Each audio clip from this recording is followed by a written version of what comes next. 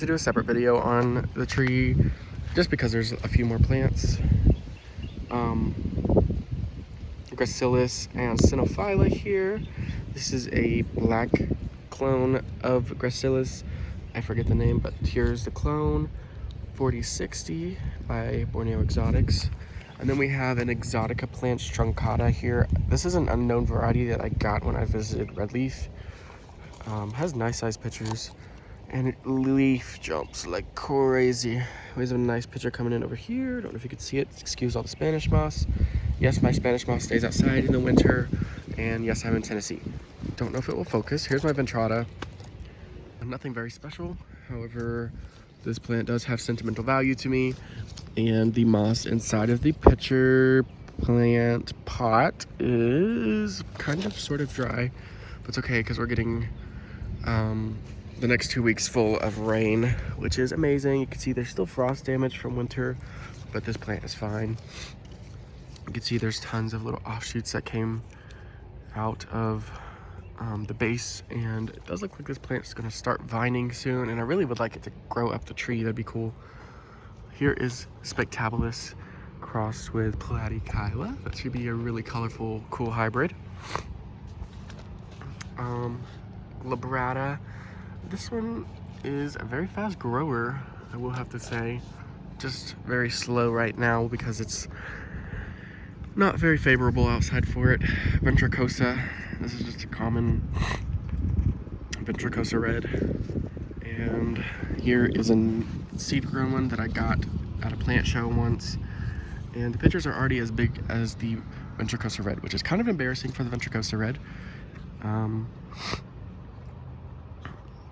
Yeah, and I forgot what they called this one. Ventricosa C crossed with something, Longwood, I don't remember. But all I know is it gets paler colored pictures and a nice red lip. Here is my Sibuinensis Ventricosa. I don't feel like bringing it down.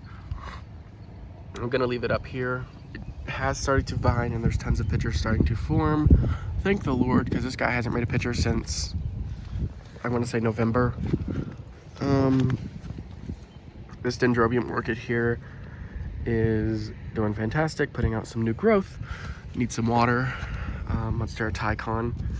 This would be its spot for the year. Absolutely fantastic. Could use some water also. A lot of these plants could use some water. This is like very dry because we haven't had rain in about a week, I will say. And a lot of these things could benefit from some water. What was I doing? Oh, Ventricosa hamada just popped open a nice picture here.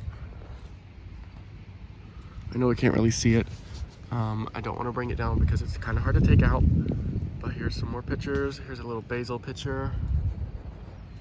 Brassivolia nodosa. This I will take down.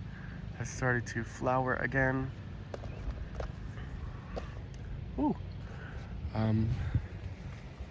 But that's everything really. There's not much more. Actually, that's a lie. We'll take you on the other side of the tree. Philodendron Worcestershire. I think that's how you say it. Or Worcestershire.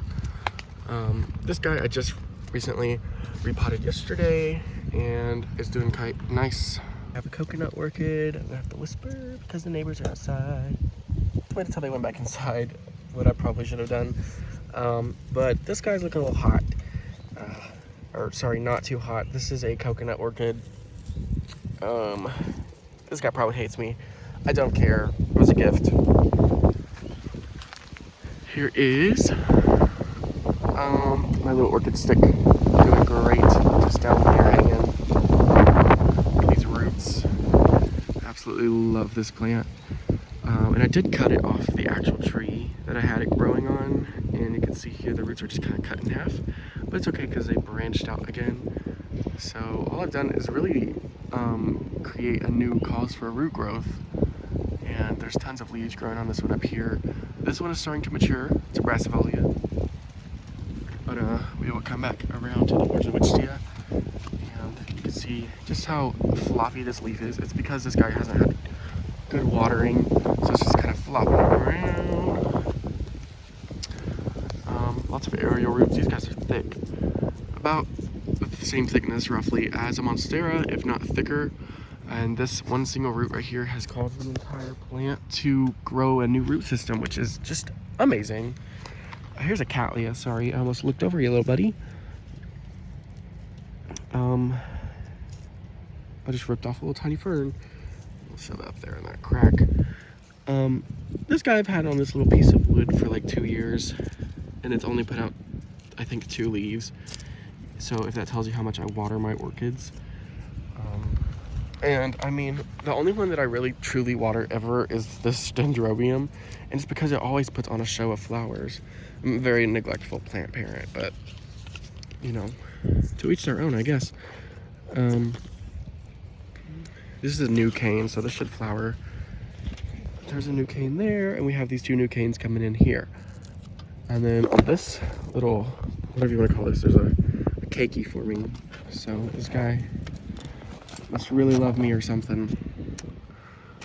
Tycon, still waiting on that new leaf, buddy. It's been a minute.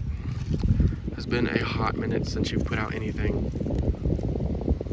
Also waiting on this to do something, so I stuck it in the tree.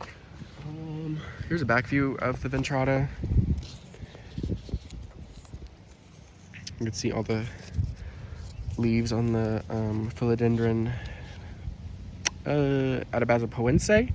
And then here we have the Ventricosa hamata cutting and Gymnamphora cuttings there. But that's pretty much it. Chocolate Syngonium back here. Then we have a nice firework variegated Syngonium back here. I didn't even know it was still alive until I was putting in the tiny little basil shoots that I rooted. But I'm just going to leave it at that and in the video. Again, looking at this Ventricosa picture because why not? This is an absolutely gorgeous picture.